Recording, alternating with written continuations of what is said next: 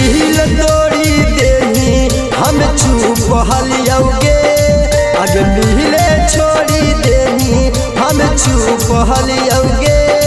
आगे देखी के हमर मुँह कैसे मोड़ लेनी गे, आगे देखी के हमर मुँह कैसे मोड़ लेनी गे। आगे पागला बना के काहे छोड़ देनी गे, आगे दूसरा से नाता कैसे जोड़ लेनी गे। आगे देखी के हमर मुँह कैसे मोड़ लेनी गे, आगे देखी के हमर मुँह कैसे मोड़ लेनी गे।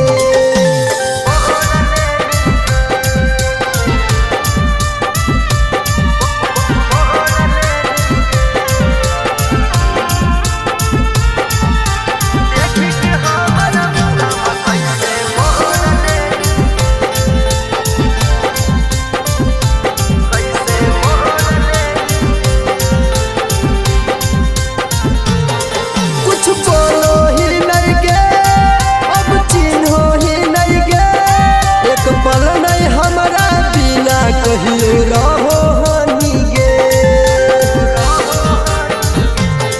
कुछ बोलो ही नहीं गे, अब चिन्हो ही नहीं गे। एक पल नहीं हमारा बिना कहियो रहो हनी गे। आगे कहूँ खिलल को जो छौड़ा भूल गेनी गे, आगे कहूँ खिलल को जो छौड़ा भूल गेनी गे। आगे देखी के हमर मुँह कैसे मोड़ लेनी गे, आगे देखी के हमर मुँह कैसे मोड़ लेनी गे।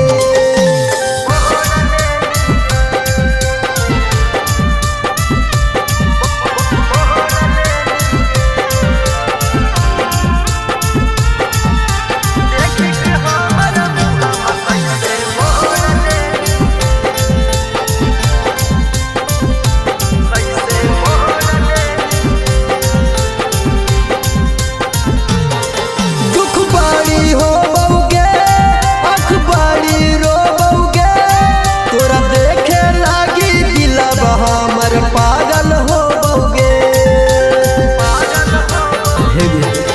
दुख बाड़ी हो बउगे, आँख बाड़ी रो बउगे।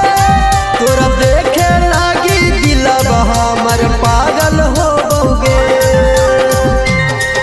सुधारे प्यारे के कैसे अब छोड़ देनी गे, सुधारे प्यारे के कैसे अब छोड़ देनी गे। आगे देखी के हमर मुँह कैसे मोड़ लेनी गे, आगे देखी के हमर मुँह कैसे मोड़